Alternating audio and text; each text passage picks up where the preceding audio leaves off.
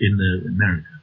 And I think that she might well have been the target of this exercise. Exactly. That was actually one of my questions that I want to ask you here, because again, she was on board here, and again, she's a former, for those who don't know, she's a former United States representative, and she was even involved in the 2008 presidential nominee for the Green Party, I think.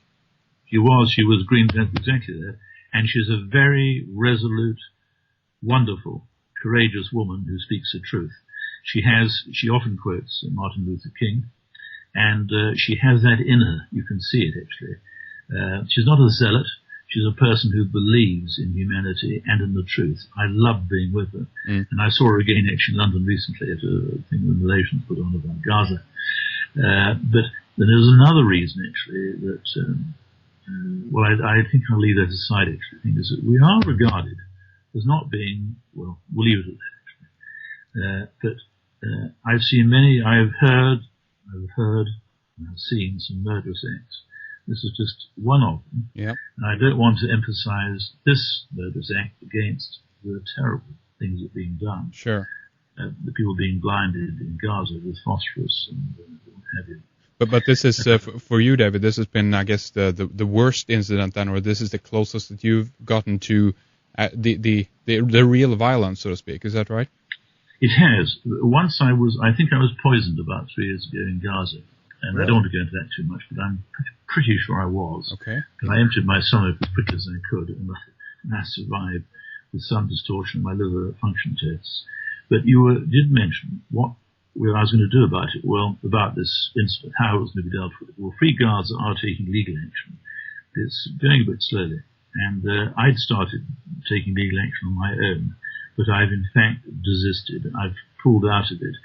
For a variety of reasons. It was I better not go into some of the aspects of it, but I decided that it was not going to be worthwhile. Instead, I've written an article which contains the facts of it, as I see them, and I think that it's the truth, and it's called, if people look it up on the website, it's called, there's quite a few pages now, I'm pleased to say, on the websites, and it's called Piracy Off, O-double-F, Off the Promised Land.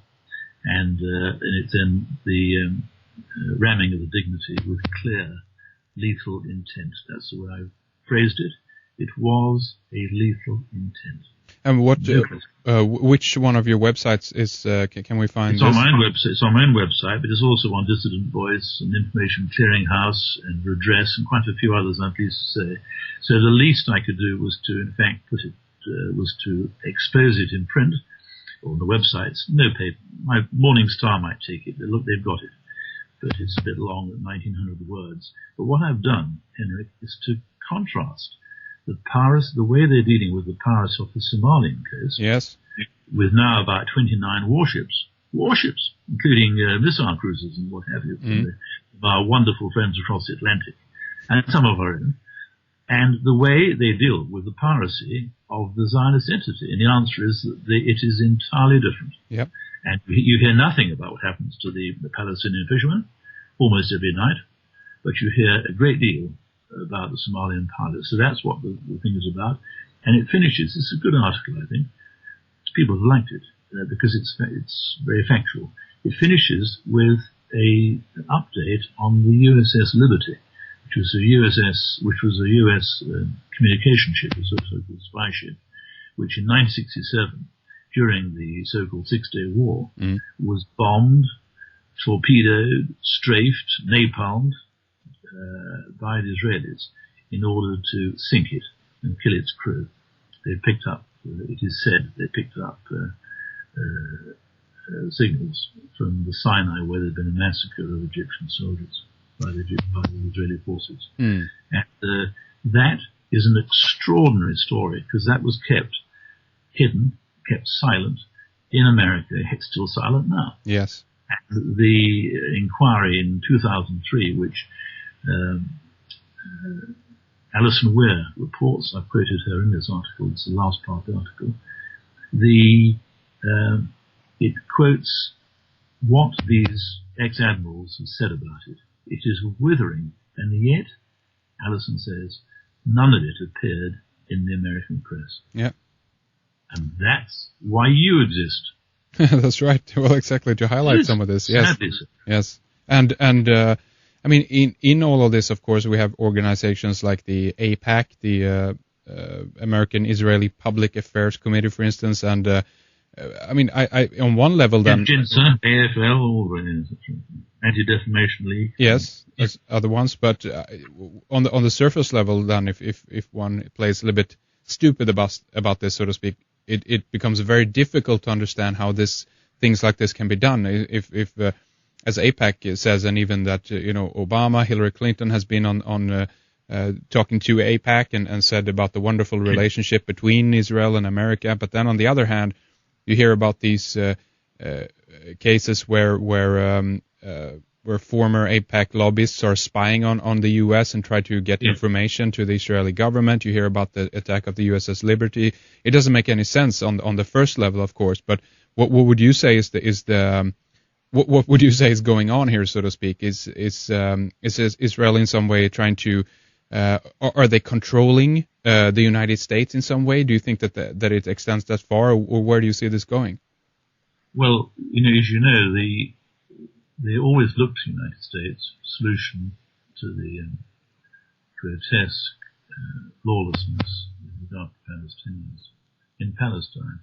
And that's Condoleezza Rice, my liberal friends, saw her as the savior of Palestine when she was appointed Secretary of State. Mm.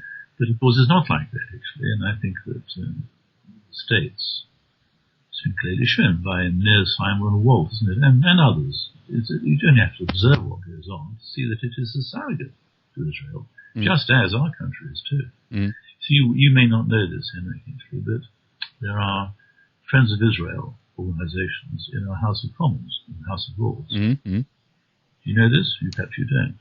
Well, I know about the what is called the British Israeli movement and some of the relationship between the British people and Israelis. That this is a kind of also a kind of religious or theological philosophical idea that is surfacing in some among some British people, right? I'm not sure I don't know what.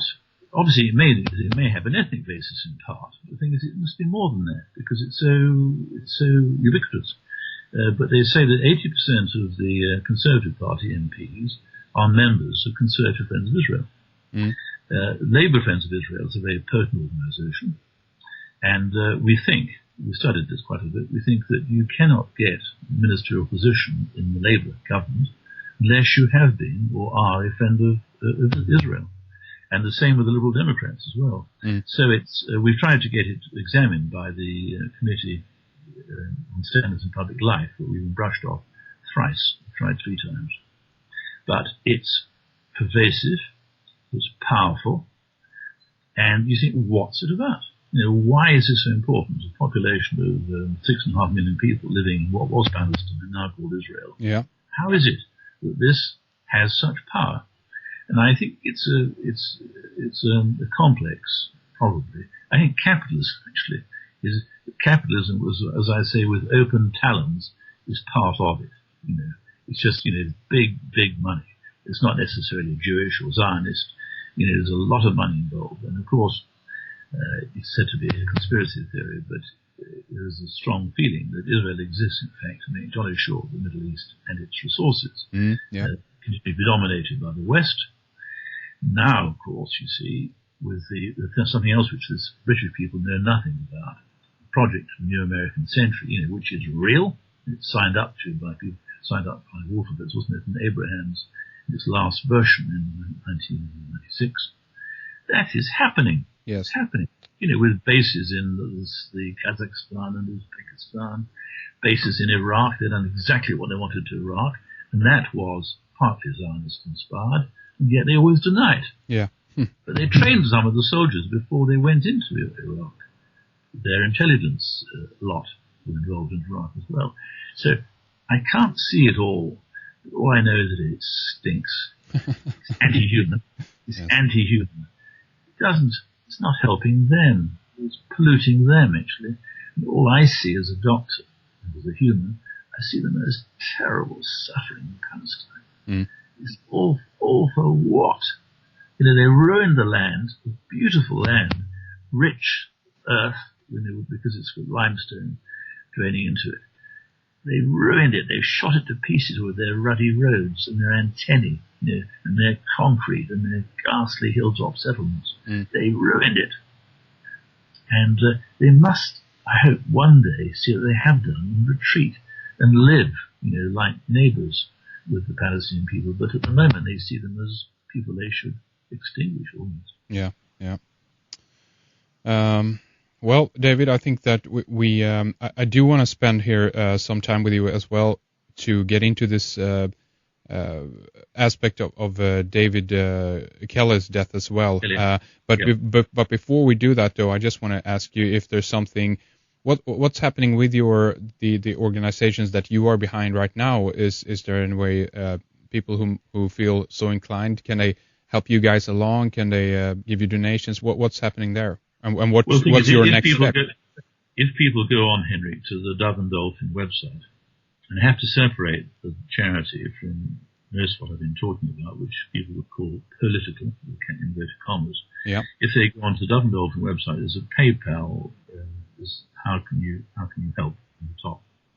And they would help us with donations. And because although, as I say, charity is not the answer, it does demonstrate our love, our solidarity, and there are practical things that we do. They've been good things, although it's getting more difficult to do it. That doesn't mean to say we should give up. Sure. So there we are. So that's what they could do. But I think the most important thing for people to do is to inform themselves and not to stay quiet. Very. Inform themselves, all right? Very good. And I will have the website up on redicecreations.com. That's again doveanddolphin.co.uk. But so people can go there, check it out, and there's much more material there, of course, for people to read up on as well. But so if we move on then, David, a little bit and get into this area of Dr. David Kelly, you. I guess that this is something that you've been following from the start, and again, this is very much connected with the invasion of Iraq as well. This is in some way tied into the problem as we've been talking about here as well, of course. But did you suspect something was wrong in regards to Dr. David Kelly's death right away, or did this come up on your radar later on? Well, I think like most people, I probably felt, Henrik, that I smelt a bit of a rat. But not in. I didn't react immediately. And then they had the thing called the Halpin report.